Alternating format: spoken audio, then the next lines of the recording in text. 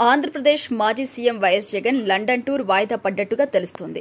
అక్రమాస్తుల కేసులో గతంలో ఇచ్చిన బెయిల్ షరతుల్ని సడలించి మరీ హైదరాబాద్ సీబీఐ కోర్టు జగన్ విదేశీ పర్యటనకు అనుమతి ఇచ్చినా కూడా విజయవాడ ప్రజాప్రతినిధుల కోర్టు ఇచ్చిన ఆదేశంతో మరో సమస్య ఎదురైంది. దీంతో జగన్ ఇప్పుడు హైకోర్టుని ఆశ్రయించారు. అక్కడ కూడా విచారణ వాయిదా పడింది. దీంతో పాస్పోర్ట్ క్లియరెన్స్ కోసం జగన్ ప్రయత్నిస్తున్నారు. గతంలో వైఎస్ జగన్ సీఎంగా ఉన్నప్పుడు ఆయనకు నిబంధనల ప్రకారం దౌత్యపరమైన పాస్పోర్ట్ లభించింది. తాజాగా రాష్ట్రంలో ప్రభుత్వం మారడంతో ఆయన ఈ డిప్లొమాటిక్ పాస్పోర్ట్ను సరెండర్ చేసి రెగ్యులర్ పాస్పోర్ట్ తీసుకున్నారు. ఆయనకు 5 ఏళ్ల గడువుతో రెగ్యులర్ పాస్పోర్ట్ ఇవ్వాలని హైదరాబాద్ సీబీఐ కోర్టు అనుమతి ఇచ్చింది. ఇంతవరకు బాగానే ఉన్నా విజయవాడలోని ప్రజాప్రతినిధుల కోర్టులో జగన్పై ఉన్న కేసు తలనొప్పిగా మారింది జగన్కి.